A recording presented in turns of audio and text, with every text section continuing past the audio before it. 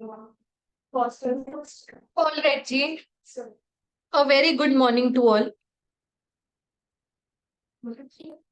Today we are going to start with paper 6A of Group 2 of CA Intermediate. Paper 6A का नाम है financial management, जो ये 50 marks की weightage रखेगा और जो रिमेनिंग 50 मार्क्स है paper number 6B that is strategic management, वो आपको अंकिता मैम पढ़ाएगी। और ऐसा नहीं होगा कि जब एफएम खत्म हो जाएगा क्लासेस में तो अंकिता मैम यहाँ पे ज्वाइन करेंगे। वो ये भी होगा कि एफएम भी चल रहा है और एक और स्लॉट में एसएम भी लेटर स्टेज पर शुरू हो सकता है। Both of these are totally separate subjects with no linking whatsoever. ठीक है जी। अब एफएम सब्जेक्ट में या कोई भी सब्जेक्ट रहता है जब हमारे पास सबसे पहले आता है तो हमको ये सोचना चाहिए ये सब्जेक्ट क्या है और क्यों हम इस सब्जेक्ट को पढ़ेंगे और कैसे इस सब्जेक्ट को पढ़ेंगे। जब भी कोई भी नया सब्जेक्ट आए आप हमेशा अपने आप से ये 3 क्वेश्चंस पूछेंगे, क्या पढ़ रहे हैं, क्यों पढ़ रहे हैं और कैसे पढ़ेंगे। अब व्हाट इज फाइनेंशियल मैनेजमेंट, पहले एक बार इंट्रोडक्टरी तौर पर हम समझते हैं व्हाट इज फाइनेंशियल मैनेजमेंट। आप लोगों ने बचपन में मैनेजमेंट नाम का पूरा सब्जेक्ट पढ़ा हुआ है क्लास 12th में, right? Can you define management to मी?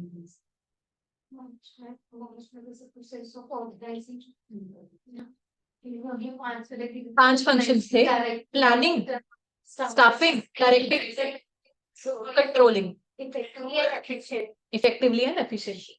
ठीक है जी। अब मैनेजमेंट के बगल में वर्ड डाल दिया हमने फाइनेंस।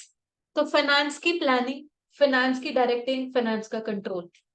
सिंपल लैंग्वेज में बात करें तो ये देखना पैसा कहाँ से आ रहा है, पैसा कहाँ को जा रहा है, कितना पैसा बचाना है, कितना खर्च करना है, ये सब फाइनेंशियल मैनेजमेंट होती है।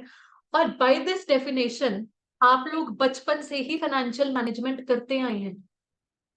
आपके फैमिली में जो ब्रेड विनर्स हैं, जो अर्निंग मेंबर्स हैं, वो भी फाइनेंशियल मैनेजमेंट अपनी डे टू डे लाइफ में कर ही रहे हैं। ठीक है जी। आप लोग बचपन से कैसे करते आ रहे हैं? पॉकेट मनी मिलती है, पॉकेट मनी ना भी मिलती हो तो जब हम नमस्ते करते हैं अपने गेस्ट को, ये जाते हुए वो पैसे दे देते हैं, फिर उस पैसों का हम सोचते हैं चलो पैसा तो आ गया, अब इसको कैसे खर्च करना है। कल दोस्त के साथ मूवी का प्लान बन रहा है या पिज्जा पार्टी का प्लान बन रहा है, जाए कि ना जाए यार, 1000 रुपया तो खर्च हो ही जाना है। किस आउटिंग में जाओ मिनिमम 1000 तो आज की डेट में मिनिमम है, 1000। ठीक है, उससे ज्यादा भी कि बचा के रखूं। अच्छा राखी आ रही है, बहन को गिफ्ट भी देना है, वो चिल्लाएगी नहीं तो। ये नहीं सोचता लड़का, नहीं सोचती, लड़कों को थोड़ा सा क्या पता सोचना पड़ता हो, है ना। दोस्त का बर्थडे आ रहा है, उसके गिफ्ट भी है, बार बार घर पे पैसे नहीं मांग सकते, पहले ही मांग चुके, डांट पड़ने वाली है। हम भी तो सोचते हैं ना इन चीजों के बारे में। ठीक है। अच्छा घर से निकलते वक्त पेरेंट्स बड़े अच्छे होते हैं, कई बार वो पॉकेट में डाल देते हैं, बेटे 500 ले जाओ, होनी चाहिए अपने पास कैश ना। वो 500 आज खर्च करना है कि परसों खर्च करना है, सोचना पड़ता है, राइट? आप ये सोचो, यही काम जो हमारे फैमिली के मेंबर्स हैं वो भी कर रहे हैं। ठीक है, मेरी फैमिली में ब्रेड विनर मेरे पापा हैं। तो अगर मैं बचपन में अपने पापा से कुछ भी पैसे मांगने जाते थे, ये थोड़े ना बस जो मांगा हाथ में रख दिया जी। उनका एक हर फैमिली का एक पेट डायलॉग है, पैसे क्या पेड़ पे लगते हैं? ऐसे बचाना सीखो, बचत करनी सीखो, बचत बचत बचत, सारा टाइम सेविंग सेविंग सेविंग लगा रखा होता है उन्होंने। तो क्या है, कितना पैसा खर्च करना उस टाइम पर, कितना बचाना है आगे के लिए, ये सब भी क्या है, फाइनेंशियल मैनेजमेंट ही है। और एक कॉर्पोरेट एंटिटी के लिए सोचो, ये तो प्रॉपर एक फंक्शन हो गया, प्रॉपर एक डिपार्टमेंट ही हो गया, सेपरेट डिपार्टमेंट फाइनेंशियल मैनेजमेंट। एक सेपरेट सीईओ, हम बोलते हैं finance CEO, financial executive, finance manager are separately hired. And what is their role? उनका यही रोल है, ये देखना पैसा कहाँ से लाना है, what has to be the source of funds. अब मुझे बताओ एक कॉर्पोरेट एंटिटी के लिए what could be the different source of funds? Company के लिए पैसा कहाँ से आ सकता है, long term source of finance? Share capital, share capital में भी आगे इक्विटी, प्रेफरेंस, फिर उसके बाद आपने लोन बोला, लॉन्ग टर्म बोरोइंग्स, डिबेंचर्स भी आखिर एक बोरोइंग ही होती है। अच्छा, एक और सोर्स ऑफ फाइनेंस है जिसको हम बोलते हैं रिटेन्ड अर्निंग्स। ये क्या है? पहले की बचत, मतलब पहले प्रॉफिट था उसको सारा का सारा डिविडेंड नहीं बांटा, कुछ रिटेन कर लिया, रिजर्व एंड सरप्लस में रख लिया। और ये रिजर्व एंड सरप्लस रखने का लॉजिक क्या है? आगे कल को एक्सपैंड करना हो तो ये काम में आ सकता है। इनफैक्ट सबसे सस्ता सोर्स माना जाता है, इन हाउस पहले से ही तैयार पड़ा है। ठीक है जी। अच्छा, हम इन सोर्सेज के बारे में बड़ी डिटेल में बात करते हैं पूरे सब्जेक्ट में। तो ये तो हो गया पैसा कहाँ से आएगा। अब पैसा कहाँ लगाना है, पैसा इकट्ठा तो कर लिया, प्रोजेक्ट ए में लगाना है, प्रोजेक्ट बी में लगाना है। फैक्ट्री छोटी सेट करनी है, बड़ी सेट करनी है, शॉर्ट टर्म प्रोजेक्ट सेलेक्ट करना है, लॉन्ग टर्म प्रोजेक्ट सेलेक्ट करना है, तो ये पैसा कहाँ जाएगा, ये वाला काम भी कहीं ना कहीं वो डिसाइड करते हैं। ये जरूरी थोड़ी ना कि बस जो प्रोजेक्ट सामने आया हाँ जी ले लो जी, देखना पड़ता है। ठीक है, तो ये हो गया हमारे पास financial management. Simply financial management की definition, it is the planning for finance as to what is the source of fund and where those funds are to be directed. Control function दिया जाता है कि एक्चुअली इवैल्यूएट करना कि क्या हमारा finance अच्छे से परफॉर्म कर रहा है। मान लो आपने पैसा तो रेज कर लिया, लोन पर रेज किया, आपने इंटरेस्ट दिया 8%, बट पैसा ये जिस प्रोजेक्ट में लगाया वो 8% की अर्निंग्स नहीं जनरेट करना, ये भी तो देखना पड़ता है ना हमें। तो क्या हमारा वो प्रोजेक्ट अच्छे से परफॉर्म कर रहा है, क्या हमारा फाइनेंशियल डिसीजन सो फार अच्छा जा रहा है या नहीं जा रहा है, ये कंट्रोल पर्पस आ गया जी। ठीक, alright, so we have discussed financial management की डेफिनेशन।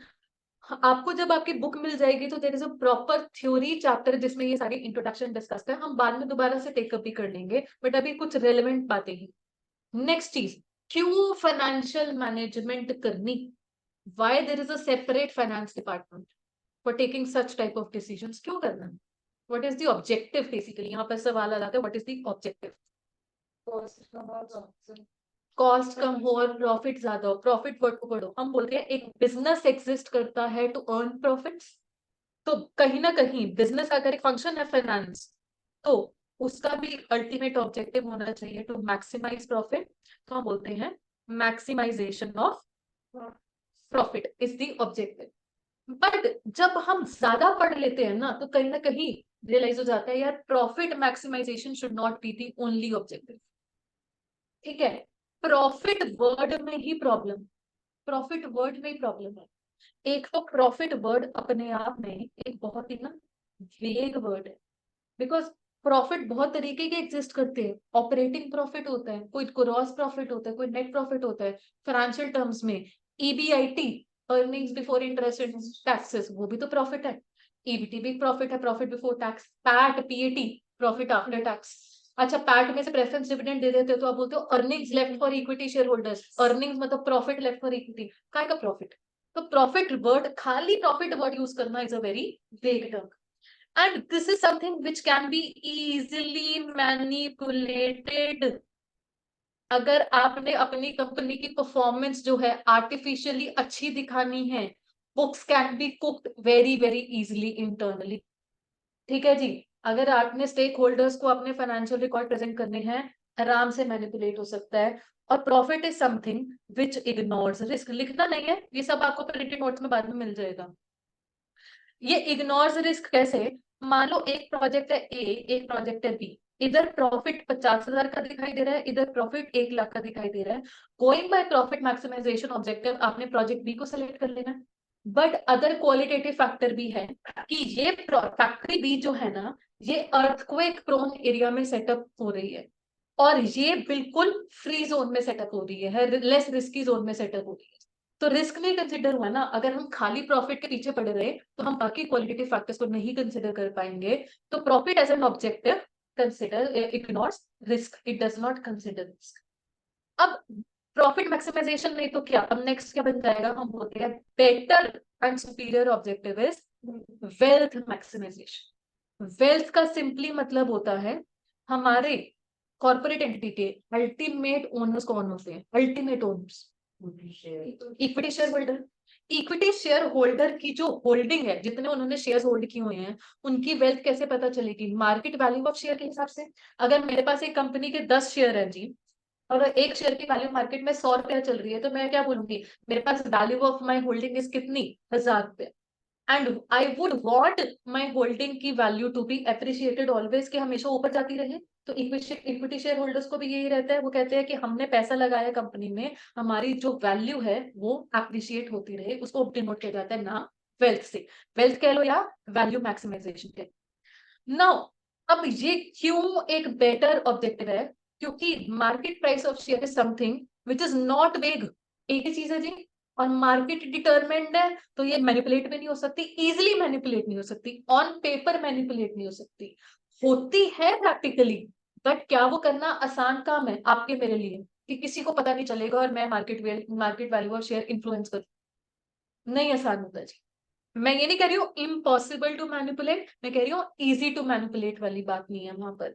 एंड ऑल्सो अगर एक कंपनी के सीएफओ ने रिस्की डिसीजन ले लिया, शेयर होल्डर आज की डेट में हर कोई पढ़ा लिखा है जी, ये बात कहीं ना कहीं शेयर होल्डर को पता चल जाएगी कि गलत प्रोजेक्ट में पैसा लगा दिया, गलत प्रोजेक्ट में पैसा लगा दिया तो क्या होगा इम्पैक्ट, एक बार ही सोच। अगर शेयर होल्डर्स को पता चल गया कंपनी के सीएफओ ने गलत फैसला ले लिया, क्या हो जाएगा, शेयर्स की वैल्यू गिर जाएगी।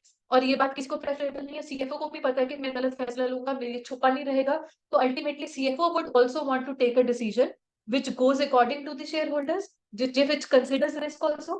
तो वेल्थ मैक्सिमाइजेशन ऑब्जेक्टिव जो है ये रिस्क जैसे क्वालिटेटिव फैक्टर्स को भी कंसीडर करके ही बात करता है। ठीक है जी, चलो अब लास्ट में है कि how do we do financial management. आपने ना बचपन में ये पढ़ा हुआ है कि फाइनेंशियल मैनेजमेंट में ना 3 डिसीजंस इन्वॉल्व होते हैं। One is called financing decision, investment decision और तीसरा है डिविडेंड डिसीजन। पूरी एफएम हमारी इन 3 डिसीजन पर है, फाइनेंसिंग डिसीजन, इन्वेस्टमेंट डिसीजन और डिविडेंड डिसीजन।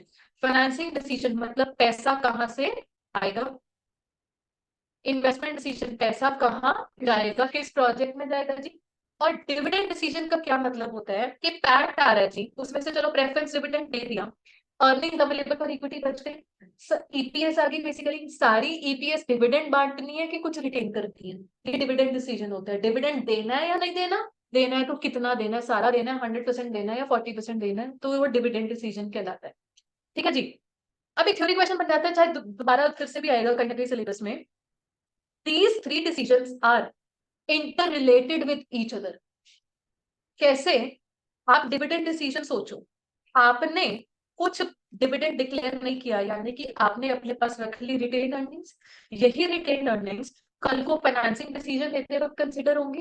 पैसा कहां से आएगा, हम बोलेंगे देखो कुछ तो हमारे पास ऑलरेडी पड़ा है और कितना रेज करना है, whether we should utilise this retain earnings और नॉट। ये फैसला कहीं ना कहीं आज का डिविडेंड डिसीजन कल के फाइनेंसिंग डिसीजन को इम्पैक्ट कर सकता है।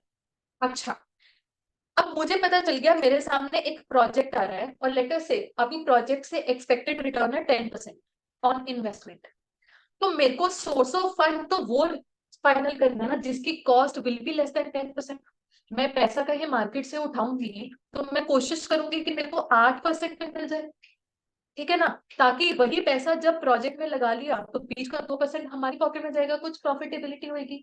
लेटर से कोई सोर्स ऐसा अवेलेबल है ही नहीं जो 8% पे दे रहा है, हर सोर्स मिनिमम 12% पे मिल रहा है, हर सोर्स मिनिमम 12% पे मिल रहा है, जहां से पैसा लोगे 12% या अबव आपको कॉस्ट ऑफ फंड्स पड़ेगी।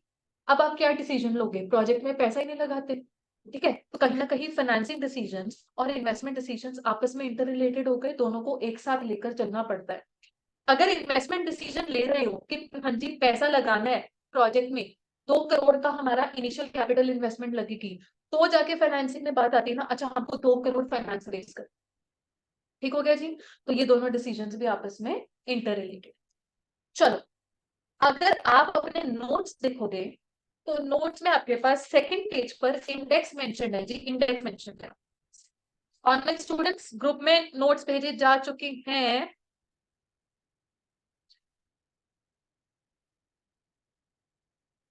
हाँ जी, how many chapters are there, 10, जिसमें से पहला chapter is introductory chapter, it is going to be pure theory.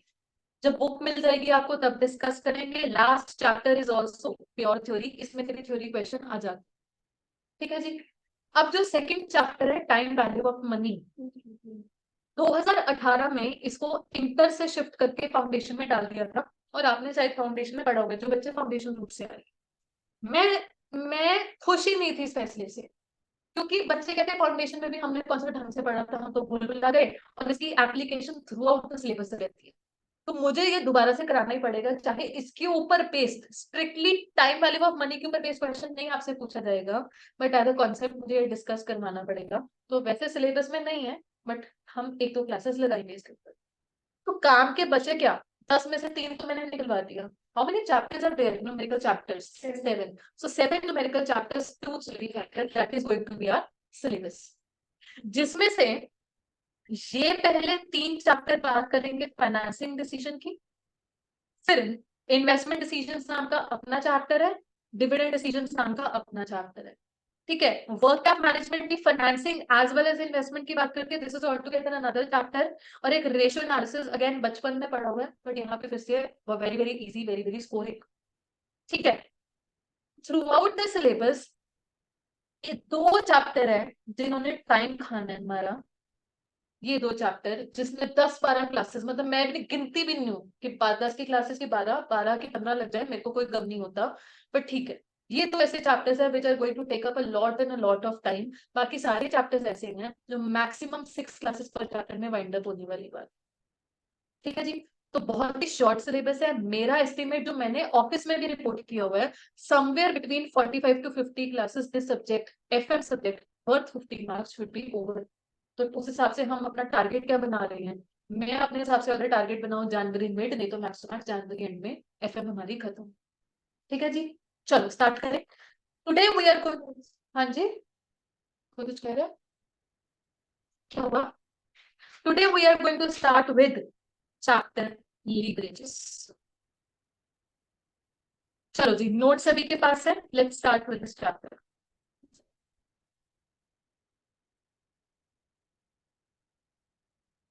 हाँ जी बच्चे, लीवरेज वर्ड जो है ना, ये इंग्लिश में एज लेमन सेंस भी यूज किया जाता है, और इसका जो लिटरल मीनिंग होगा वो होगा हैविंग एन एडवांटेज। कि so and so team has an advantage over the another team, इसको हम बोलते हैं having something called edge, having edge over another thing. वो हो गया एक नॉर्मल आईआईटी है। आपका नेम?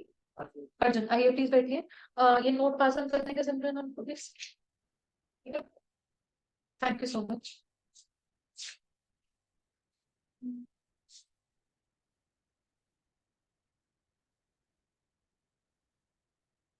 हाँ जी, यहाँ पर लीवरेज का क्या मतलब होगा, पहले हम एक एग्जांपल सॉल्व करते हैं और फिर देखते हैं इधर लीवरेज क्या है। आपके सामने इंट्रोडक्टरी नोट्स में बिल्कुल पहले पेज पर है, केस 1, 10,000 यूनिट बेच रहे थे, सेल्स है ₹10 per unit, less variable cost 5 per unit, इसमें 5 में से 2 पर यूनिट हमारा सैंपल्स का इंक्लूडेड है।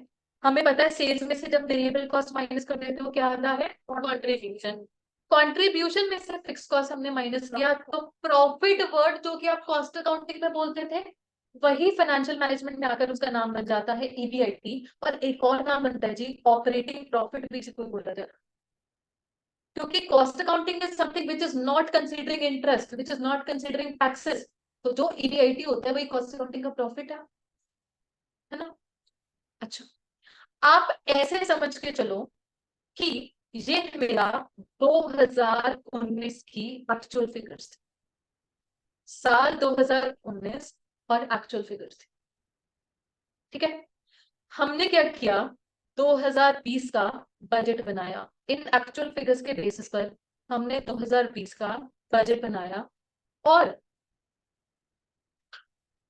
हमने एस्टिमेट किया कि 2020 में आकर हम 20% से ग्रो कर जाएंगे।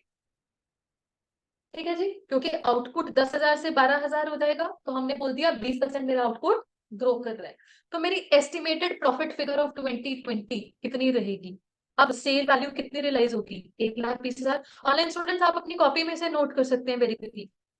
1,20,000 वेरिएबल कॉस्ट 12,000 इंटू 5 कितनी हो जाएगी? 60,000। तो रिजल्टिंग कॉन्ट्रीब्यूशन कितनी आ रही है बच्चे?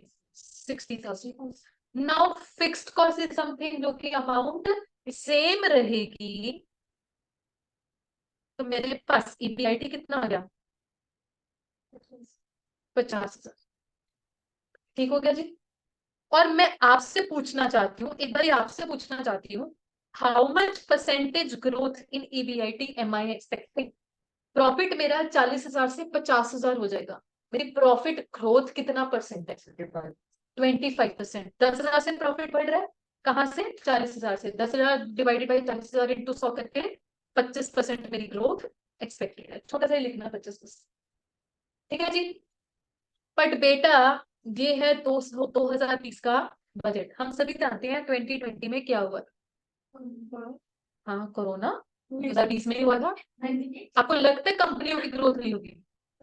नहीं, उल्टा डिक्लाइन हुआ होगा।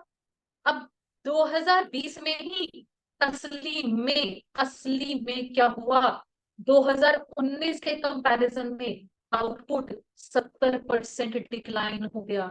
20% तो क्या बढ़ा, 70% उल्टा गिर गया। फैक्ट्रियां ही बंद पड़ गई थी, कहां से आउटपुट बनेगा। तो पूरे साल का आउटपुट बना सिर्फ 3,000। तो सेल वैल्यू कितनी रियलाइज हुई, 20,000।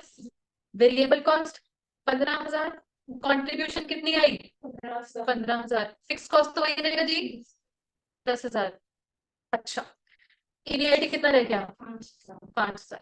मैं आपसे पूछना चाहती हूँ, ये आउटपुट गिरा तो प्रॉफिट भी गिरेगा, कितने परसेंट से प्रॉफिट गिरा।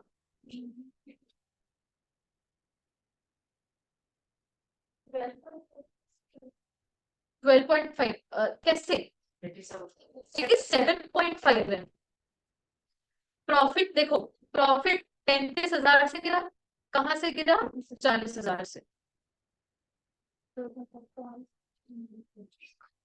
क्लियर हो गया जी, ठीक है।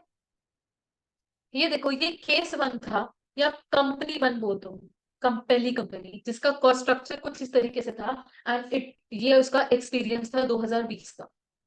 एक और कंपनी है जो सेम प्रोडक्ट में डील करती है, let's call it company two. इसका आउटपुट वगैरह सब सेम है, बट इसका कॉस्ट स्ट्रक्चर में एक डिफरेंस है। हम नीचे पोर्शन पे जा सकते हैं, अपर पार्ट हो गया सभी के पास कंप्लीट। चलो, अब कंपनी टू के पास वही सेलिंग प्राइस है जी, बट कॉस्ट स्ट्रक्चर में क्या डिफरेंस है कि ऊपर जो ये 2 पर यूनिट का कंपनी वन फ्री सैंपल्स वाला कॉस्ट इनकर कर रही थी, कंपनी टू ये काम नहीं करती, इंस्टेड एक्स्ट्रा एडवर्टीजमेंट इनकर करती है 20,000। ठीक है जी, तो what is the difference between company one and company two. Company one के पास वेरिएबल कॉस्ट पर यूनिट ज्यादा है, बट उसके पास फिक्स कॉस्ट थोड़ा कम है। कंपनी टू के पास फिक्स कॉस्ट ज्यादा है, but variable cost per unit थोड़ा कम है। अब देख रहे हो आप कि जब तक 2019 की एक्चुअल फिगर्स थी, both of the companies for experiencing same profit. ऊपर भी 40,000 था कंपनी वन के पास, इसके पास भी 40,000। ये कंपनी भी 2020 का बजट बनाते वक्त 20% आउटपुट ग्रोथ एक्सपेक्ट कर रही थी। ठीक है, तो अब इसके पास एस्टिमेटेड प्रॉफिट कितना आएगा, 1,20,000 की सेल वैल्यू, 36,000 का वेरिएबल कॉस्ट, तो हमारे पास 84,000 का कंट्रीब्यूशन, फिक्स कॉस्ट है उतना ही रहना है, तो 54,000 का प्रॉफिट आ रहा है। तो ये एक्सपेक्ट कर रही है कि जब आउटपुट ग्रो करेगा 20% से, प्रॉफिट ग्रो करेगा 35% से। 14,000 से प्रॉफिट बढ़ा, divided by 40,000 into 100, 35% profit growth. Clear हो गया जी। बट इसके पास भी एक्चुअल जो एक्सपीरियंस रहा वो 70% डिक्लाइन कर रहा।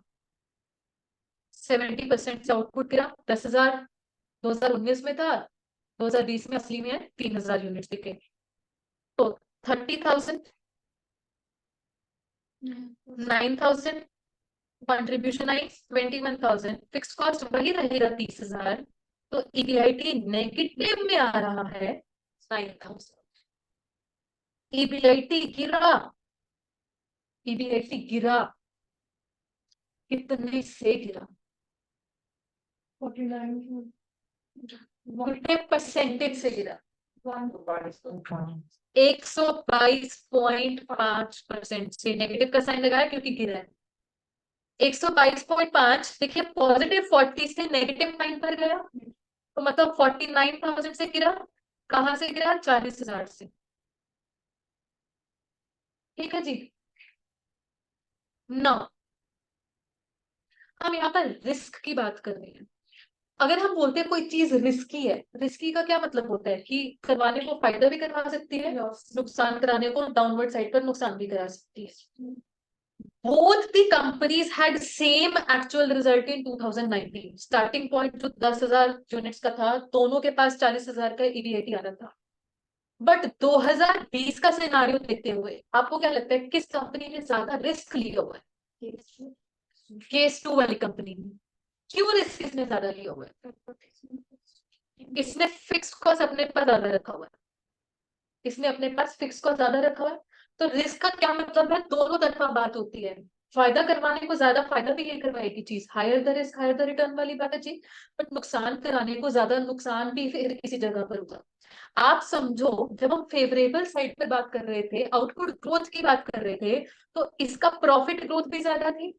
वही 20% से कंपनी वन भी अपना आउटपुट बढ़ाती, बट इसकी प्रॉफिट ग्रोथ ग्रोथ सिर्फ 25% रह जाती, वेयर कंपनी टू की प्रॉफिट ग्रोथ तो 35% थी।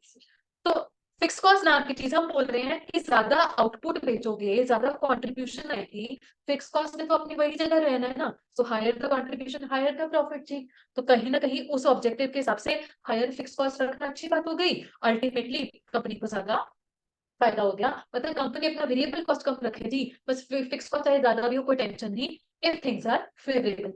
But if things are not favourable, if things are not favourable, higher contribution per unit रख के भी क्या करोगे? एक यूनिट कंट्रीब्यूशन कितनी दे रहे हैं? 7 पर यूनिट की अच्छी कंट्रीब्यूशन दे रहे हैं, बट जब बिकने वाले यूनिट ही नहीं ज्यादा, क्या क्या फायदा हो जाएगा इस चीज का? क्या क्या पहाड़ तोड़ लोगे? फिक्स कॉस्ट तो बहुत ज्यादा है, बर्डन तो बहुत ज्यादा है। इस केस में अच्छी रह गई कंपनी वन, क्योंकि थोड़ा बहुत इससे पॉजिटिव सेंस में प्रॉफिट कमा गई, क्योंकि इसने रिस्क कम लिया हुआ था। रिस्क किस चीज का? फिक्स्ड कॉस्ट नाम का रिस्क। इसके पास फिक्स्ड कॉस्ट छोटी थी, तो डेफिनेटली इसको फिक्स्ड कॉस्ट की कवरेज में इतना स्ट्रेस नहीं था। अगर कंट्रीब्यूशन छोटी सी आई तो फिक्स्ड कॉस्ट भी तो छोटा सा ही था, बचा कुछ प्रॉफिट थोड़ा बहुत ही पॉजिटिव सेंस में बच गया, राइट। तो यहाँ पर हम बोल रहे हैं there is some concept of leverage. Leverage is a measure of risk.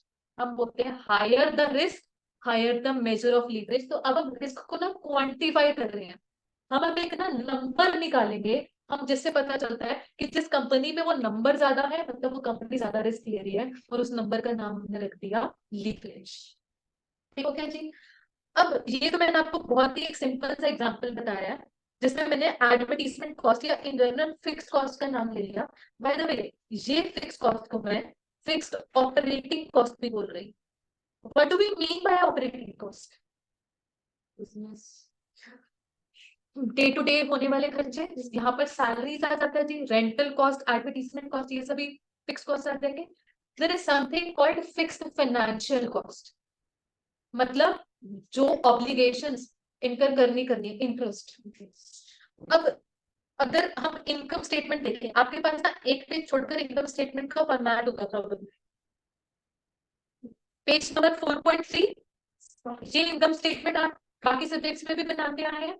देखो ईबीआईटी पर पहुंच गए, ईबीआईटी के बाद इंटरेस्ट माइनस हुआ तो आया ईबीटी, ईबीटी में से टैक्स माइनस हुआ तो आया पैट, पैट में से प्रेफरेंस डिविडेंड माइनस हुआ तो आगे हमारे पास अर्निंग्स फॉर इक्विटी, और अर्निंग्स फॉर इक्विटी को डिवाइड किया नंबर ऑफ इक्विटी शेयर से तो ईपीएस आ गया। हाँ, बोलते हैं ये तो फिक्स्ड ऑपरेटिंग कॉस्ट है, जिसने रिस्क फैक्टर रखना ही रखना है। रिस्क क्या रहेगा कि ये कवर हो रही है कि नहीं हो रही है, कब इसको लेकर रिस्क हमेशा रहेगा। एक और फिक्स्ड कॉस्ट है इंटरेस्ट नाम की, और प्रेफरेंस डिविडेंड नाम की। है तो दोनों ये फिक्स्ड अमाउंट की ऑब्लिगेशंस ना। ऐसा तो नहीं है अगर ईबीआईटी ज्यादा हो गया तो इंटरेस्ट भी ज्यादा पे करना पड़ेगा, ऐसा तो नहीं है ना। Interest is a fixed figure. ऐसे प्रेफरेंस डिविडेंड का क्या है? If PAT is sufficient to pay preference dividend, sufficient है तो प्रेफरेंस डिविडेंड पे कर देंगे, बट एक बार पे करना तो अमाउंट तो फिक्स है ना प्रेफरेंस डिविडेंड की, ये बात सब वेरी करने वाली है। तो इन दोनों को हम बोल देते हैं फिक्स्ड फाइनेंशियल कॉस्ट। तो फिक्स्ड ऑपरेटिंग कॉस्ट से निकल कर आती है एक लीवरेज जिसका नाम दिया जाता है operating leverage. Fixed financial cost से निकल कर आती है लीवरेज जिसका नाम दिया जाता है फाइनेंशियल लीवरेज। और दोनों को कंसीडर कर लो, फिक्स्ड ऑपरेटिंग भी फिक्स्ड फाइनेंशियल भी, तो whole concept is called combined. In other words profitability statement का ये पोर्शन कवर हो रहा है ऑपरेटिंग लीवरेज में। लिख सकते हो आप, ईपीआईटी से बढ़कर आगे ईपीएस तक फाइनेंशियल लीवरेज कवर हो रहा है, और पूरी स्टेटमेंट कंबाइंड लीवरेज कवर कर रही है।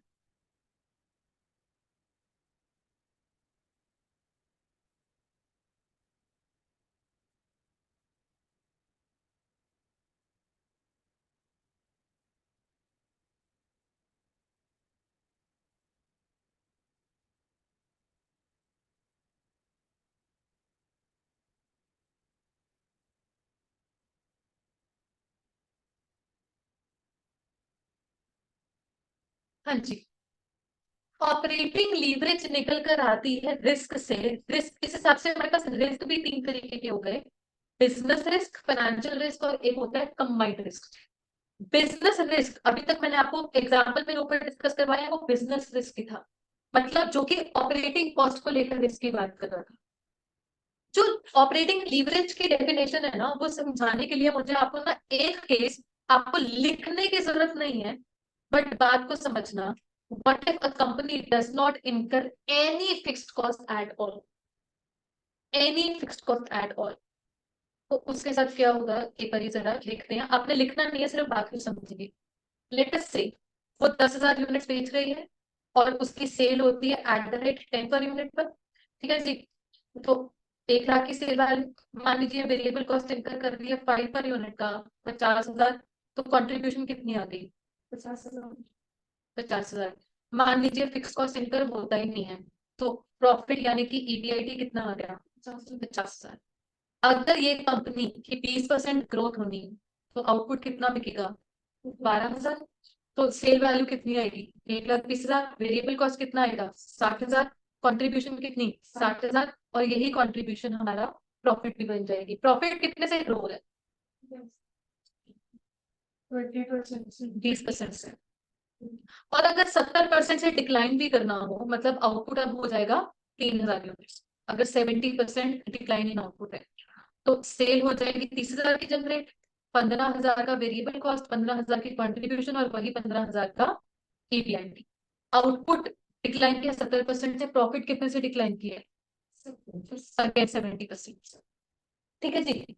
अब ये कौन सा केस है, ऐसी कंपनी जिसने फिक्स कॉस्ट को जीरो रखा है, मतलब it is a no risk company. No risk company है तो उस केस में बोलते हैं कोई फायदे नुकसान वाली बात ही नहीं है। 20% से आउटपुट ग्रो करेगा तो 20% से प्रॉफिट भी ग्रो करेगा। आउटपुट अगर 70% से गिरा गिरा तो प्रॉफिट भी 70% से गिरेगा। इसको हम बोलते हैं this is a no risk situation. No risk situation का मतलब there is proportionate change in EBIT when there is some change in sales। 10% से सेल इंप्रूव होगी तो प्रॉफिट भी 10% से इंप्रूव होगा। 30% से सेल गिर गई तो प्रॉफिट भी 30% से गिरेगा। There is no risk involved as such. Risk कहाँ पे है? केस 1 और केस 2 में है। केस 1 में थोड़ा कम है बट रिस्क डेफिनेटली है। क्या यहाँ पर प्रोपोर्शनेट चेंज हुआ था? नहीं। यहाँ पर आप देखो 70% से आउटपुट गिरा, क्या प्रॉफिट भी 70% से गिरा था? नहीं गिरा था। प्रॉफिट कितने से गिरा था? 87.5। केस 2 में 70% से आउटपुट गिरा, प्रॉफिट कितने से गिरा? 122.5। हम बोलते हैं there is some magnification involve. Magnification मतलब आउटपुट का इम्पैक्ट कम होता है, उसकी वजह से प्रॉफिट का इम्पैक्ट बड़ा हो जाता है, मैग्नीफाई हो जाता है, डिस्प्रोपोर्शनेट इम्पैक्ट आ जाता है। ठीक है जी। एंड डेफिनेटली जहां पर रिस्क ज्यादा है वहां पर मैग्निफिकेशन भी ज्यादा हो जाएगी। This is what is operating leverage की डेफिनेशन। अगर आप एक बार डेफिनेशन पर आए पेज नंबर 4.3 पर, देखिए अगर मेरे साथ साथ आप पढ़ेंगे, it means tendency of operating income to change disproportionately with change in sales volume.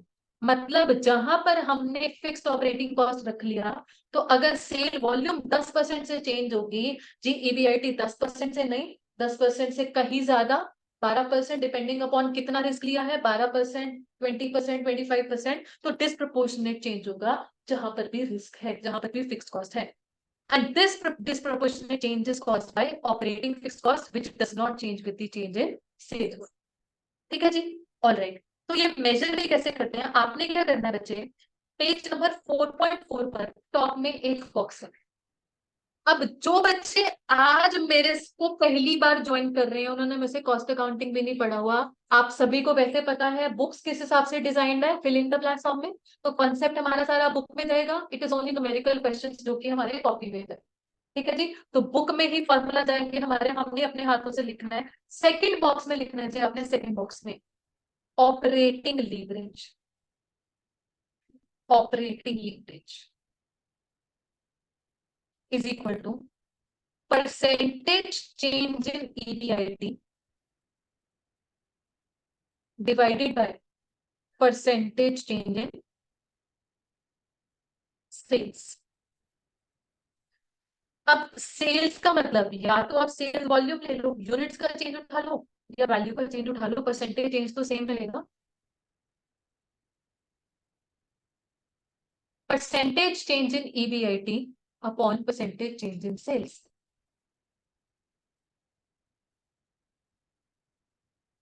लिख लिया सभी ने फॉर्मूला? अच्छा,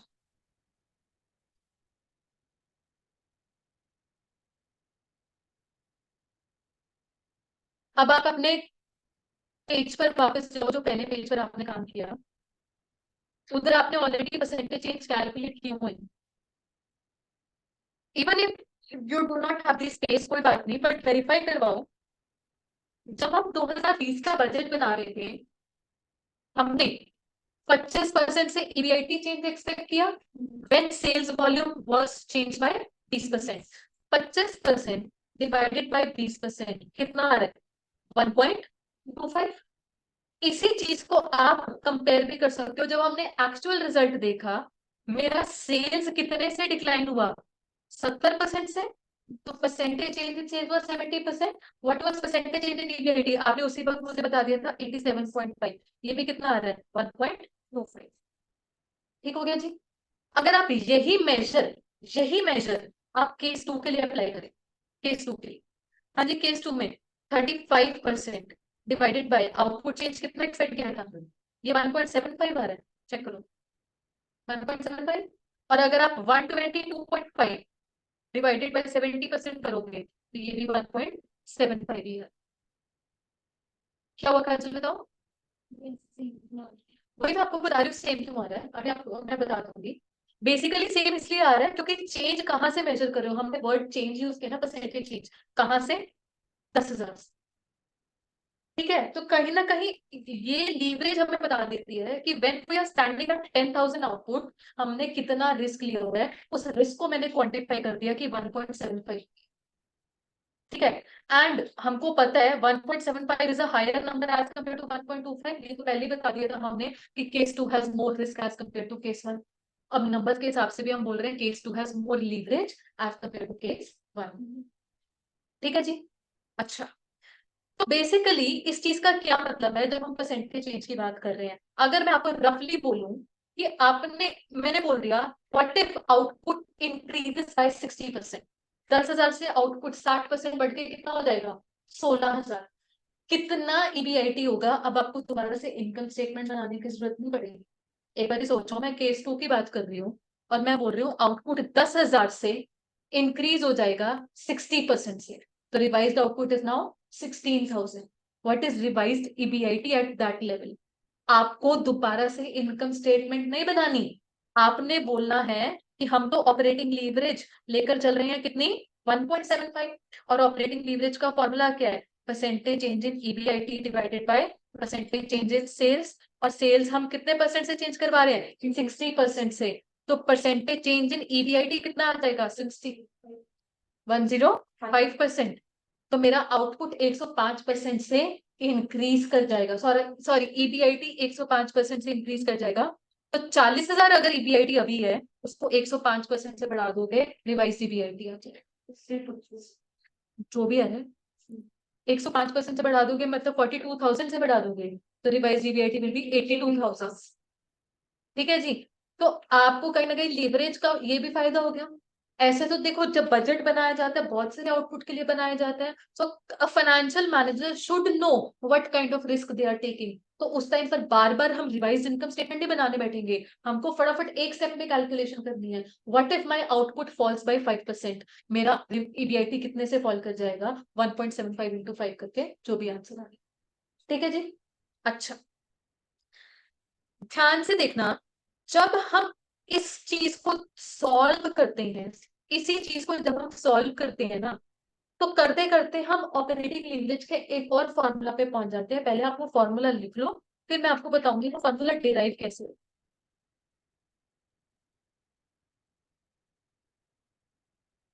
it is simply contribution divided by EBIT. ये थोड़ा ज्यादा सिंपल हो गया फॉर्मूला, बट निकल कर कहाँ से आ रहा है? परसेंटेज चेंज वाले से निकल कर। Simply contribution divided by EBIT.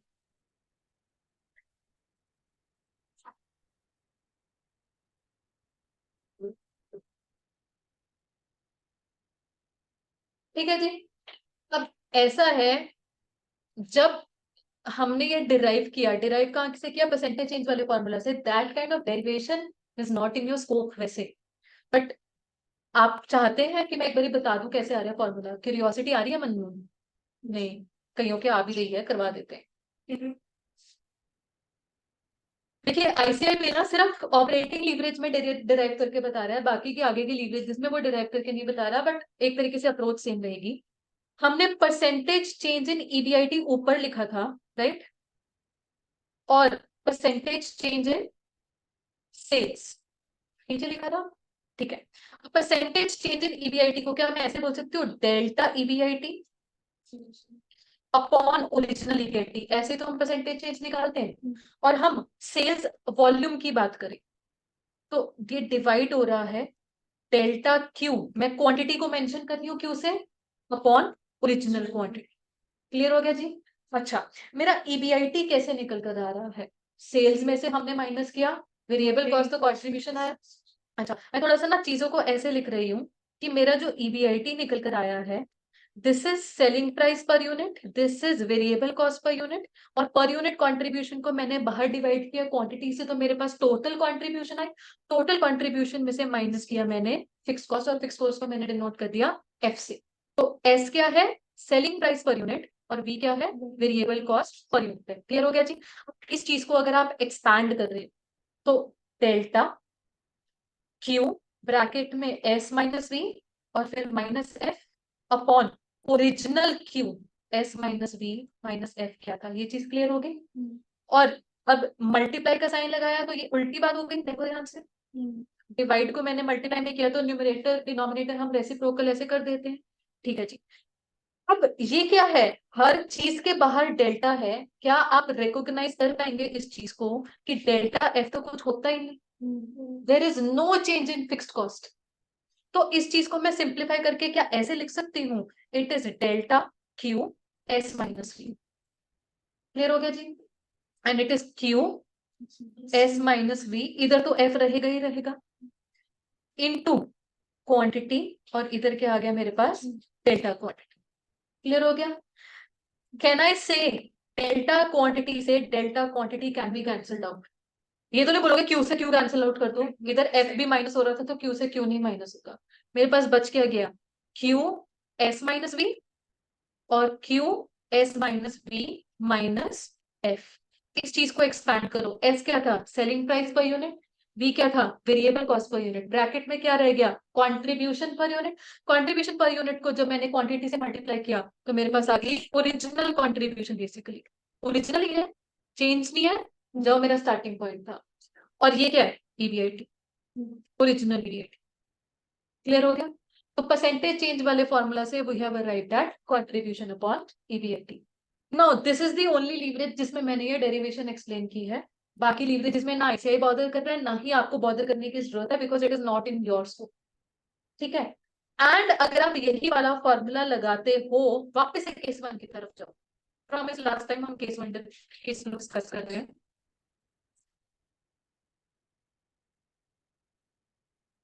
अगर आप परसेंटेज चेंज के बारे में बॉदर करते ही ना, आप सीधा 2019 के एक्चुअल फिगर्स के हिसाब से काम करते, ये 10,000 यूनिट्स पर कैलकुलेट करते, operating leverage is equal to contribution upon EBIT, 50,000 divided by 40,000, check करो कितना आ रहा है, 1.25। हमने परसेंटेज चेंज से भी निकाला हुआ है।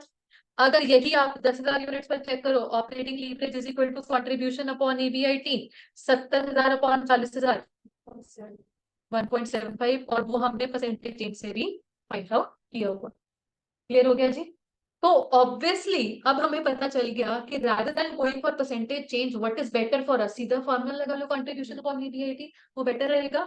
ठीक है, आपने ना बस एक रिमार्क लिखना है जो आपने फॉर्मूलाज लिखे, फिर उसके बाद we are going to start with questions. Measured at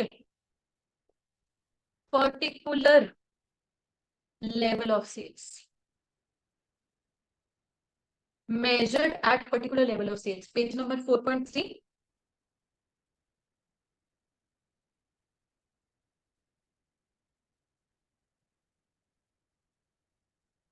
लिख लिया सभी ने रिमार्क? एंड जो नेक्स्ट पेज पर आपने फॉर्मूला लिखा हुआ है परसेंटेज चेंज वाला, आपने यहाँ पर लिखना है change is measured from that level of sales. Change is measured from that level of sales for which first formula is applied.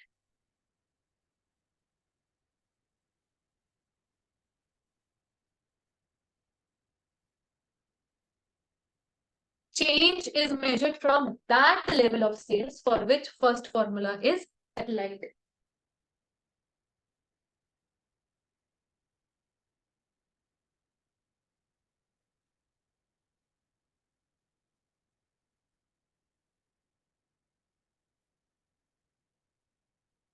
देखिए, जो कंट्रीब्यूशन अपॉन ईबीआईटी है, अगर मैं 10,000 यूनिट्स के लिए कैलकुलेट करूं अलग आएगी, बट यही कंट्रीब्यूशन अपॉन ईबीआईटी आप किसी और आउटपुट लेवल के लिए कैलकुलेट करो अलग आएगी। हर आउटपुट लेवल की अपना ऑपरेटिंग लीवरेज होगा अगर हम फॉर्मूला लगा रहे हैं contribution upon EBIT.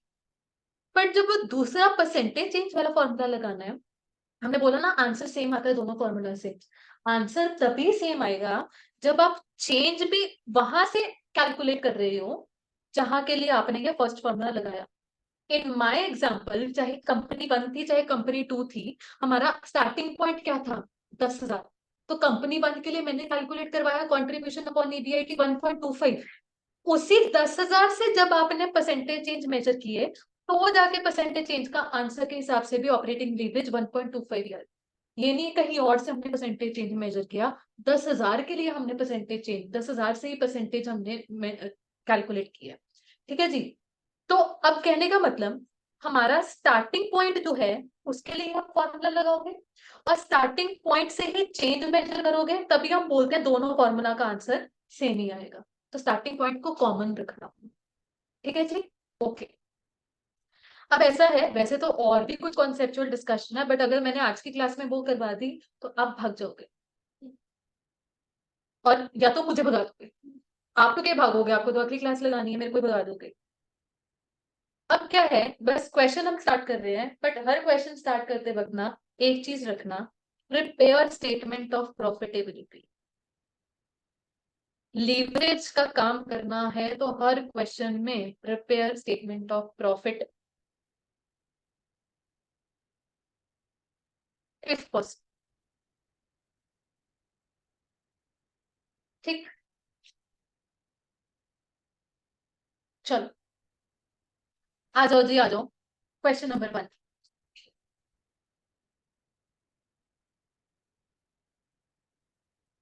Question number 1। A company produces and sells 10,000 shirts. Selling price per shirt is rupees 500. Variable cost is 200 per shirt and fixed operating cost is 25 lakhs.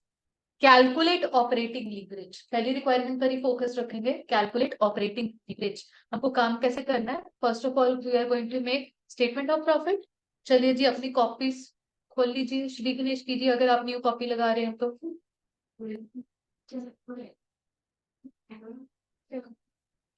मैं copy नहीं लाई हुई। शाबाश। आप मुझे जानते हो और आपको पता है कि मैं शगुन के बिना आपको वापस भेजती नहीं हूँ। मैंने हमेशा बताया हुआ है शगुन के क्वेश्चन तो होते ही होते हैं हमेशा। बिना न्यूमेरिकल करवाए मेरे को नींद नहीं आनी थी रात में। ऐसा कैसे हो गया? कॉपी तो लगती। चलो कहीं से अरेंज करो खाली pages.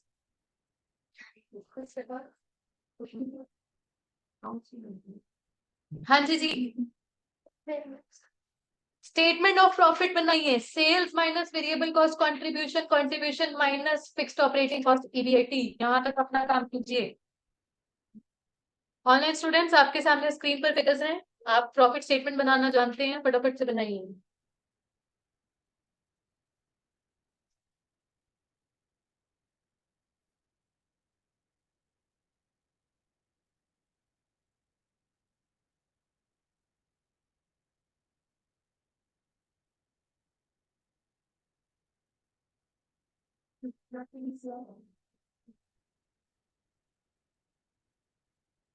Sales minus variable cost contribution, contribution minus fixed cost, EBIT. EBIT 5 lakh आ रहा है। चलिए बच्चे, अब मैं स्क्रीन हटा रही हूँ, फटाफट से काम कर लेते हैं। 10,000 इंटू 500, ये कितना होता है? 50,000 minus variable cost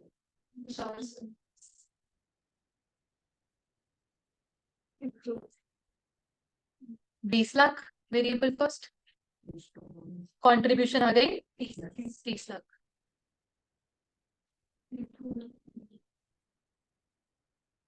minus fixed cost 25 lakh. हमारे पास ईबीआईटी आ गया 5 लाख। तो जो क्वेश्चन की पहली रिक्वायरमेंट थी, कैलकुलेट ऑपरेटिंग लीवरेज, उसका आंसर आप दे पाएंगे? फॉर्मूला लिखिए, it is contribution upon EBIT, 30 lakh divided by, तो आंसर आ रहा है 6। और इसको हम टाइम्स में एक्सप्रेस करते हैं, रिस्क का मेजर इज 6 टाइम्स, इस तरीके से। अब ये 6 से क्या पता चलता है, वही तो हमारी अगली रिक्वायरमेंट है। अगली रिक्वायरमेंट देखो जी, अगली रिक्वायरमेंट, सभी के पास आंसर आ गया 6। चलिए अगली रिक्वायरमेंट, अगली रिक्वायरमेंट आपसे पूछ रही है, if sales are up by 10%, what is the impact on EBIT? हाँ जी, तो आपको ये नहीं है कि रिवाइज्ड प्रॉफिटेबिलिटी स्टेटमेंट बनानी है, ना जी ना, लीवरेज का कॉन्सेप्ट का इस्तेमाल कीजिए कि यहीं से, इसी स्टार्टिंग पॉइंट से अगर सेल्स चेंज हो रही है तो परसेंटेज चेंज वाला कॉन्सेप्ट लगा सकते हो, percentage change in EBIT upon percentage change in sales. हमारी सेल्स कितने से अप हो रही है? 10% से। तो what is percentage change in EBIT? तो परसेंटेज चेंज इन ईबीआईटी आ गया 60%। रिवाइज्ड ईबीआईटी की रुपी वैल्यू कितनी आएगी इन दैट केस? अप हो रहा है ना, सेल्स अप है तो ईबीआईटी भी अप होगा, तो ऐड का साइन लगा देना। ओरिजिनल ईबीआईटी कितना था? 5 लाख। ये 60% से इंक्रीज हो जाएगा, ठीक है। 8 लाख बता रहे हो, ठीक है। चलो, क्या आप कैलकुलेटर में ऐसे ही ओरली कैलकुलेशन करके ये बता सकते हो, what if sales declined by 10%? अभी तो हमने केस किया गो अप बाय 10%, अगर डिक्लाइन बाय 10% होता तो 60% से गिर जाती। 5 लाख में से 60% गिरा दोगे तो बच जाएगा 2 लाख। कर पाओगे? अच्छा, अब लिखने वाला सेवा भाव करना। सेवा, सेवा मतलब एक्स्ट्रा। चलो, if sales decline by 20%, if sales decline by 20%, calculate revised EBLT. If sales decline by 20%, calculate revised EBLT.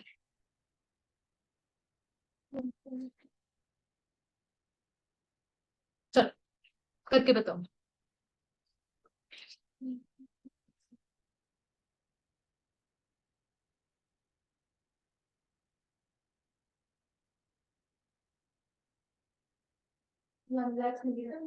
One lakh negative में बता रहे हैं, अच्छा देख लेते हैं जी। हमने ऑपरेटिंग लीवरेज का परसेंटेज चेंज वाला कॉन्सेप्ट अप्लाई किया, वैसे ऑपरेटिंग लीवरेज का आंसर कितना था? 6 टाइम। तो परसेंटेज चेंज इन ईबीआईटी कितना आ रहा है आपके पास? 120%। डाउनवर्ड चेंज है तो माइनस कर पाओगे। मेरा ओरिजिनल ईबीआईटी कितना था? 5 लाख। इसको 120% से गिरा दोगे, मतलब 6 लाख से गिरा दोगे तो नेगेटिव में 1 लाख। मतलब लॉस है आपके पास 1 लाख का। तो आप देखो यहां से पता चल रहा है दैट ऑपरेटिंग लीवरेज का नंबर होना 6 times is quite higher number. A mere change of 20% decline in output is wiping off profits. अच्छा खासा पॉजिटिव में बीआईटी चल रहा था 5 लाख, 20% आउटपुट क्या गिरा, ये प्रॉफिट का तो लॉस ही हो गया हमको, 120% से प्रॉफिट की गया। 6 times नंबर का होना काफी हाई फिगर, बट ये रिस्क की बात है। फेवरेबल साइड पर यही बढ़ चढ़ के अच्छी बात भी होगी।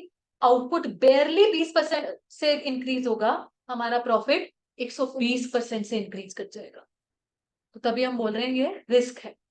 ठीक है जी, फेवरेबल साइड में एडवांटेज, अनफेवरेबल साइड पे डिसएडवांटेज। ठीक हो गया जी। ऑलराइट, क्वेश्चन नंबर 2 पर आ जाओ।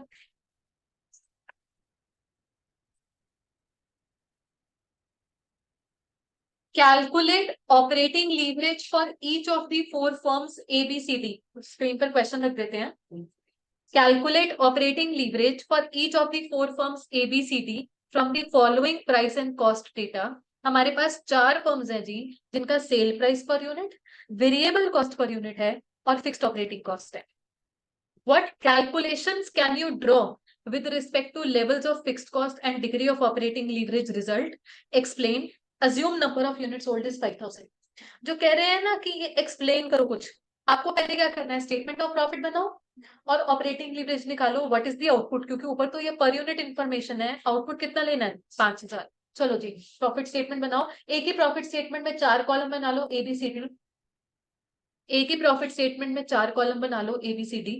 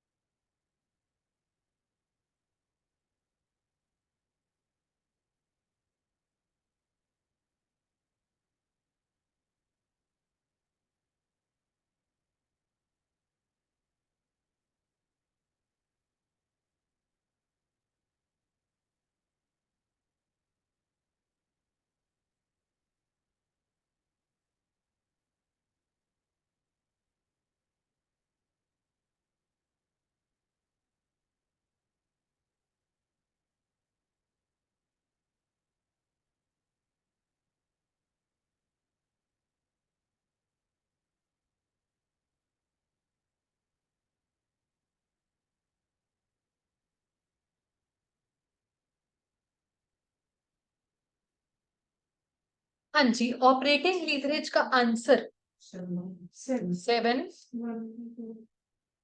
दोबारा से बताओ। 7 पॉइंट्स में तो नहीं है। 2 3 और 1। आपका 1.8 आ रहा था, कैलकुलेशन वेरीफाई करवाए। फॉर्म बी में जो कंट्रीब्यूशन है वो 80,000 आ रही है, 80,000 माइनस 40,000 करके ADAT भी 40 आ रहा है, तो 2 टाइम्स है। ऑपरेटिंग लीवरेज का आंसर मैच कीजिए, जिसके पास ये आंसर्स नहीं आ रहे हैं मुझे बताएंगे।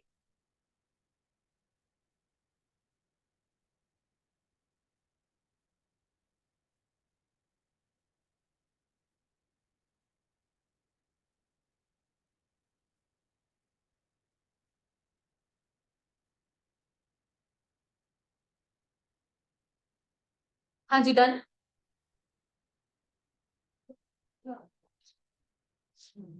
ऑलराइट,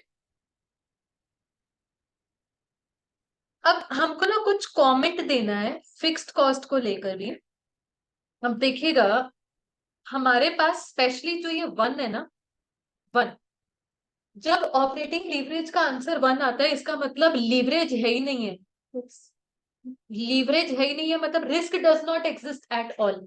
जो परसेंटेज चेंज इन आउटपुट है वही परसेंटेज चेंज इन EBIT भी रहेगा, तो इसको हम बोलते हैं अनलीवर्ड। तो इसके नीचे कमेंट में लिख सकते हैं यहाँ बोलते हैं लीवरेज डज नॉट एक्सिस्ट। तो जस्ट बिकॉज वर्ड लिख रहे हैं डज नॉट एक्सिस्ट, इसका ये मतलब नहीं आंसर 0 होना चाहिए। मतलब लीवरेज का आंसर जब 1 है मतलब अनलीवर्ड है, then no existence of leverage, क्योंकि फिक्स कॉस्ट नील है यहाँ पर। नो, फॉर्म ए का जो आंसर आया 7 times, it is very high number. इसका क्या मतलब है, अगर आउटपुट 10% से गिरा, सिर्फ 10% से 70% से प्रॉफिट गिर जाएगा, और 70% profit decline is a very significant decline. तो इसका क्या मतलब है, ये वेरी हाईली लीवर्ड है। हाईली लीवर्ड मतलब लीवरेज का दूसरा नाम रिस्क है, हाईली रिस्की फर्म फर्म है। और जब फर्म बी और सी है, 2 और 3 these are moderate numbers, these are moderate numbers, तो इसको बोल देंगे मॉडरेटली लीवर्ड, मॉडरेटली लीवर्ड। ठीक है, तो वैसे मैं आपसे पूछना चाहती हूँ, क्या रिस्क अवॉइड कर देना चाहिए, क्या एक कंपनी को फर्म डी जैसा काम करना चाहिए कि जहां पे वो फिक्स कॉस्ट टेकअप ही नहीं कर रही? What is your advice? थोड़ा रिस्क तो होना चाहिए, क्योंकि कल को आउटपुट ग्रोथ हो रही है, फिर कोई बढ़ चढ़ के मैग्नीफाइड फायदा ही नहीं होना। आउटपुट 10% से बढ़ रहा है, अपना प्रॉफिट भी 10% से बढ़ रहा है, कोई मैग्निफिकेशन नहीं है ना। तो थोड़ा बहुत रिस्क लेना पड़ता है, बट वो थोड़ा बहुत ही रहे, बहुत ज्यादा मत ले। अगर आप में से कोई कन्विंस्ड नहीं भी है इस चीज को लेकर कि नहीं यार सेफ साइड खेल लो, स्टिल मैं इसी चीज को रिलेट करती हूँ अपने एग्जाम्पल से। फॉर एग्जाम्पल, मैं हटा सकती हूँ ये स्क्रीन, सभी ने कमेंट्स नोट कर लिए? मेरे पास ना, मैं एज फैकल्टी काम कर रही हूँ और मेरे पास 2 जगह से ऑफर है, इंस्टीट्यूट 1 एंड इंस्टीट्यूट 2। ठीक है, और मेरे को दोनों जगह एक तरीके से कुछ रेंट पे करना है, बट एक जगह मेरे को रेंट पे करना है फिक्स्ड, कि बच्चे जितने मर्जी आए, रेवेन्यू आपका, फीस आप कलेक्ट कर रहे हो, बट आप हमें यहाँ पर कुछ एक रेंट का अमाउंट दे रहे हो पर। ठीक है, तो इधर रेंट हो गया फिक्स्ड। और कई जगह से ऐसे भी ऑफर आता है कि जो फीस आ रही है उसका 30% 40% हमारा, बाकी 60-70% आपका।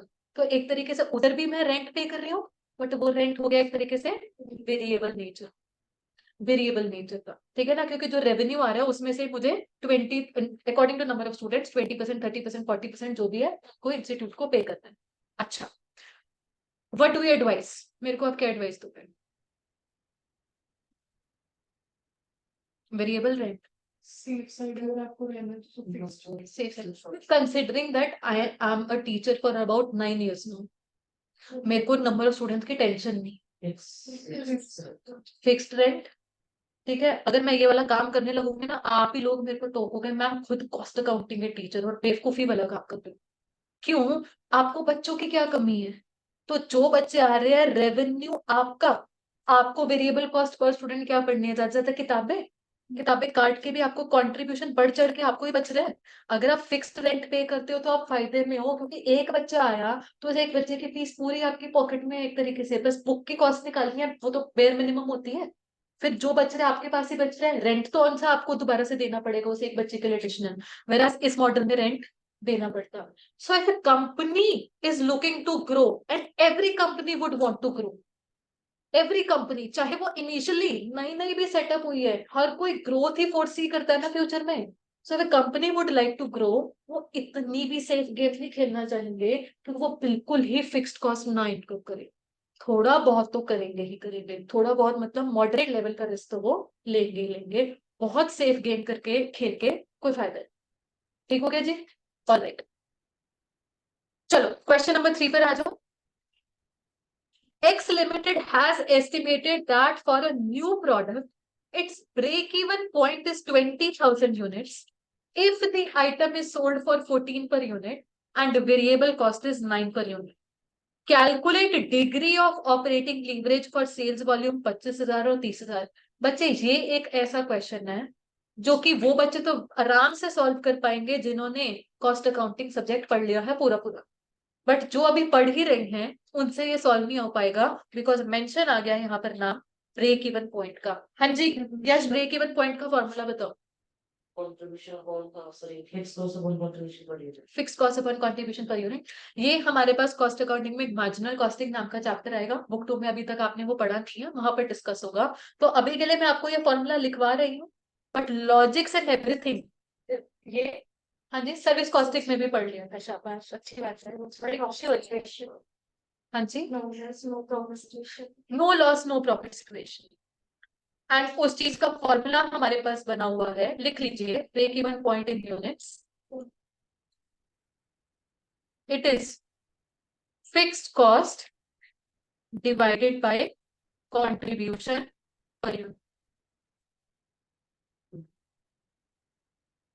एक बार आपको बताइए फॉर्मूला कैसे बना हुआ है, तसल्ली हो जाएगी आप लोग। बताइए, बता ही देते हैं। देखिए, ब्रेक इवन पॉइंट क्या होता है, आपने सही बताया, नो प्रॉफिट नो नेगेटिव में लॉसेस नथिंग। तो हमारी एक जो प्रॉफिट स्टेटमेंट चलती आती है उसके हिसाब से कहना है इसे ओवरऑल कंट्रीब्यूशन, मतलब total contribution should exactly be equal to fixed cost for this type of situation जिसमें प्रॉफिट फिगर बिल्कुल जीरो है। करेक्ट है जी। ओवरऑल कंट्रीब्यूशन का मेरा मतलब क्या होता है, number of units multiplied by contribution पर। तो अब नंबर ऑफ यूनिट्स को लेफ्ट हैंड साइड पर ही छोड़, दूसरी साइड पर कंट्रीब्यूशन पर यूनिट डिवाइड करवा, बन गया ना फॉर्मूला, दैट ब्रेक इवन में number of units are fixed cost divided by contribution per unit. Simple, जो ही ऊपर फॉर्मूला लिखवाया वही बन गया। ठीक है जी। अच्छा, आपने सिर्फ ये फॉर्मूला ही लिखना था, आपको ये डेरिवेशन कब समझाई जाएगी, कोई चक्कर नहीं, जब आप करोगे मार्जिनल कॉस्टिंग जी। तो इस क्वेश्चन ने हमें क्या बताया था, ब्रेक इवन पॉइंट कितना है, 20,000 यूनिट्स, और contribution per unit, cell per unit है 14, वेरिएबल कॉस्ट पर यूनिट है 9, तो पर यूनिट कंट्रीब्यूशन है 5। फिक्स कॉस्ट के फिगर गायब थी, फिक्स कॉस्ट की फिगर आ जाएगी 1 लाख।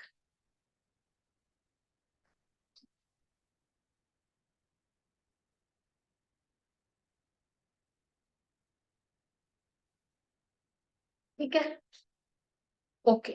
अब ये क्यों चाहिए थे हमें फिक्स कॉस्ट के फिगर, क्यों सॉल्व किया, क्योंकि अब हमने इनकम स्टेटमेंट बनानी है, ईबीआईटी के लिए सॉल्व करना है। What is question asking, calculate operating leverage for sales volume 25,000 और 30,000। बच्चा फॉर्मूला लगाना हमने कंट्रीब्यूशन पर ईबीआईटी, मैंने उस फॉर्मूला के बगल में आपको एक रिमार्क लिखवाया था, क्या रिमार्क लिखवाया था, measured at particular level of sales. मतलब अगर सेल्स वॉल्यूम 25,000 के लिए कैलकुलेट करोगे आंसर अलग आएगा, 30,000 के लिए कैलकुलेट करोगे आंसर अलग आएगा। करो अलग से कैलकुलेट, स्टेटमेंट ऑफ प्रॉफिट बनाओ,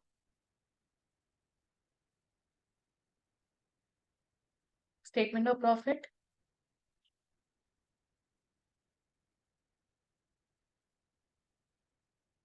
पर्टिकुलर्स 25,000 यूनिट्स और 30,000।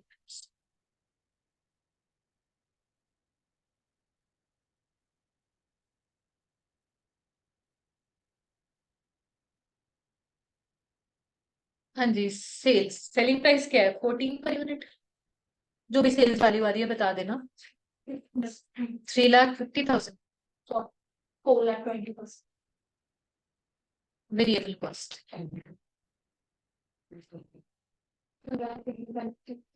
9 पर यूनिट के हिसाब से 2,25,000 और 2,10,000।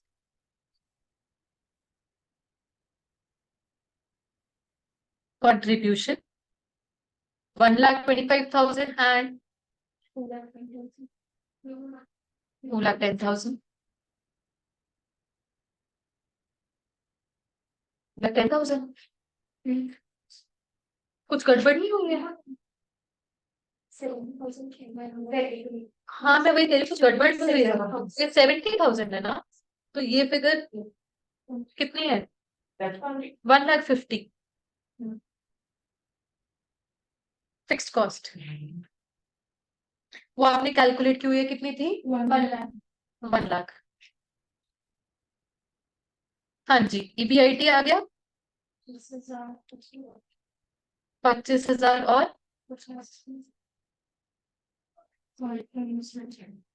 जी 5 टाइम्स और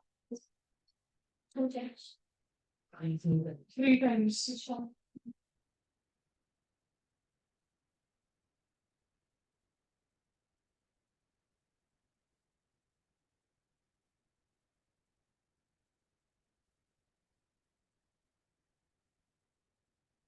5 times, 3 times.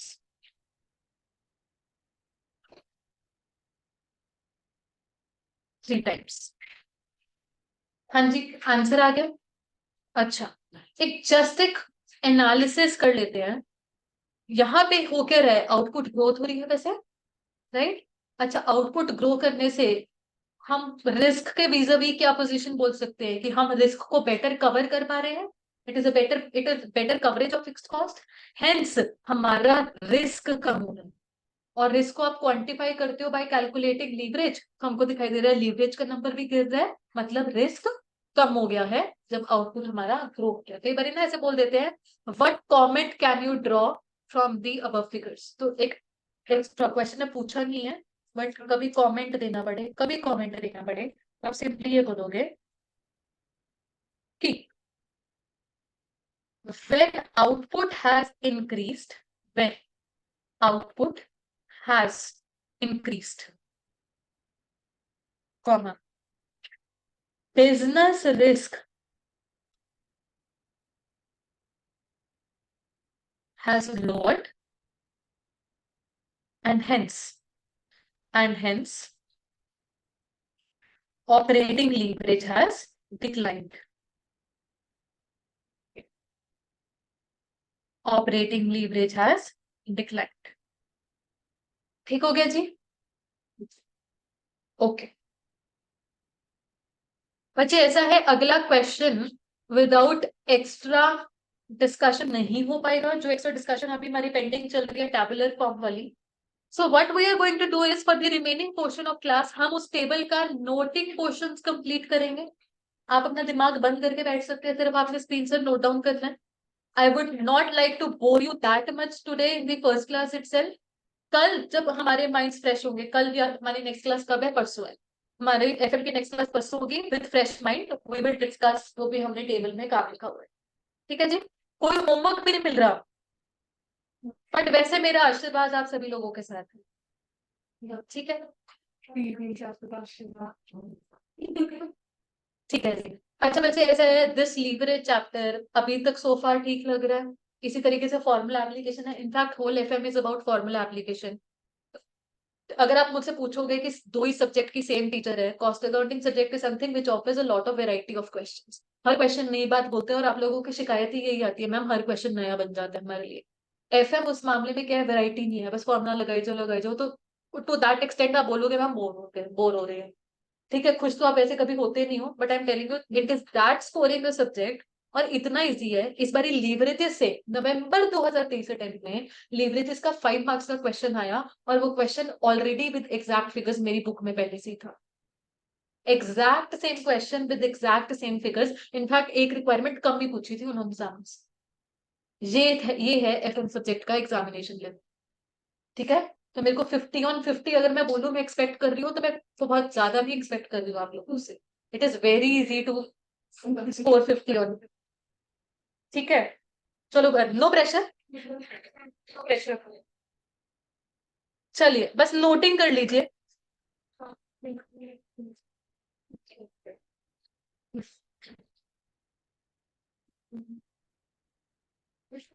सिर्फ नोट करना है, आपने सोचना नहीं है मैम क्या लिखवा रहे हैं। सिर्फ नोट कीजिए, नेक्स्ट क्लास में सब एक्सप्लेन किया जाएगा। क्या बना, इज इक्वल टू 1 है।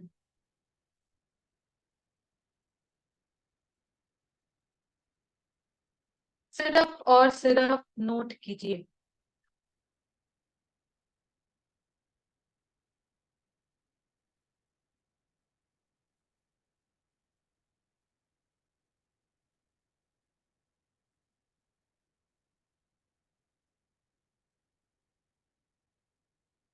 जहाँ पर राइटिंग नहीं समझ में आ रही पूछ लीजिए।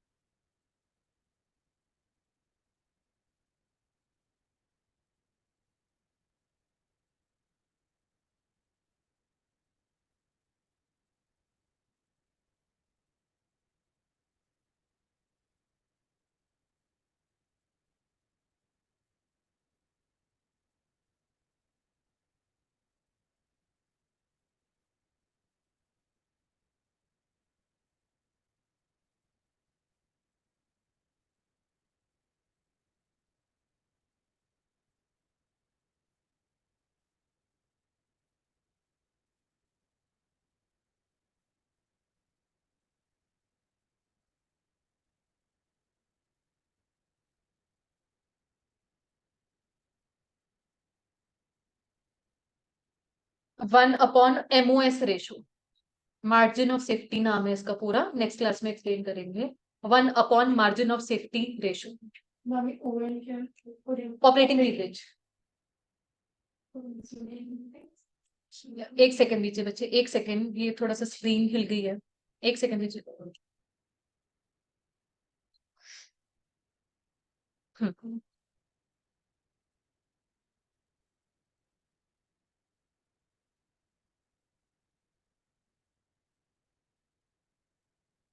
ऑनलाइन स्टूडेंट्स, अभी आपके पास हैंडआउट्स नहीं है, so if you want to altogether skip this writing portion चलेगा,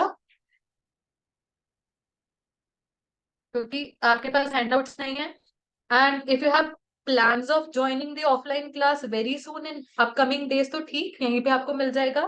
बट जैसे ईशा आप आउट ऑफ स्टेशन है, तो आई वुड रिक्वेस्ट कि जो ये आपको व्हाट्सएप ग्रुप में भेजा है उसका प्रिंट निकाल कर रख लीजिएगा। बिजनेस रिस्क के बाद false, business response.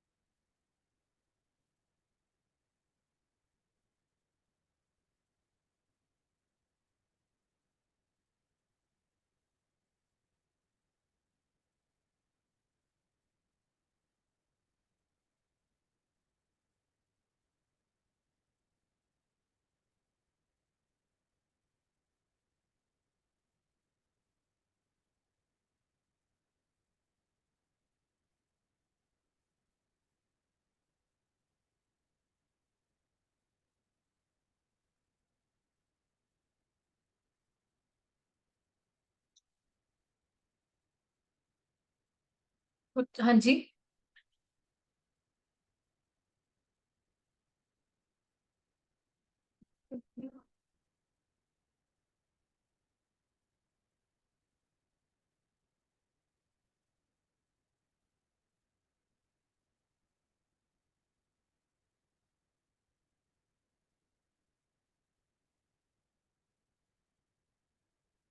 Beta.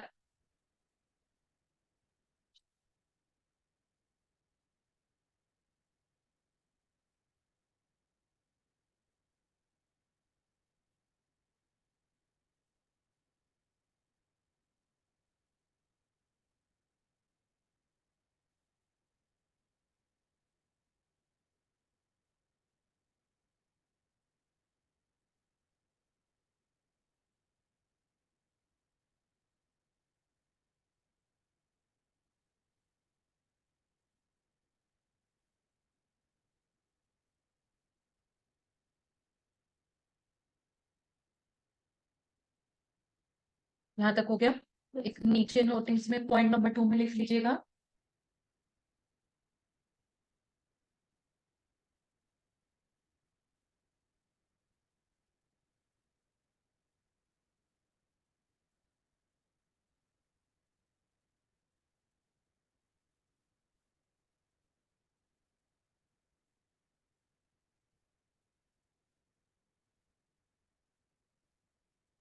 Degree of operating leverage, जिसको हम शॉर्ट में DOL भी बोल देते हैं, बात वही है। ऑपरेटिंग लीवरेज बोल दो, डिग्री ऑफ ऑपरेटिंग लीवरेज बोल दो। It can never be between 0 and 1। As an additional explanation, it can be 0 or less, or it can be 1 or more।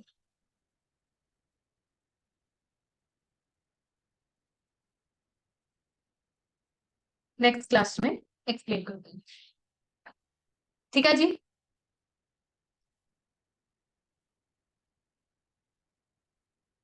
ऐसा नहीं है कि ऑपरेटिंग लीवरेज टॉपिक के ही 4 क्वेश्चंस हैं, इसके बाद ऑपरेटिंग लीवरेज का सामना नहीं होगा। बेसिकली हम पहले 1 by 1 इंडिविजुअल लीवरेज पढ़ रहे हैं, फिर main chapter is about calculating all of the leverages in just one single question.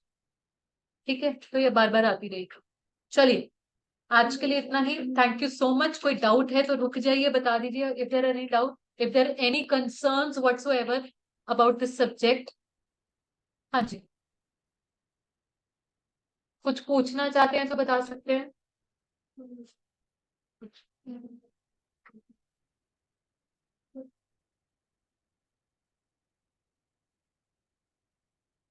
चलो जी, टाटा बाय बाय। Thank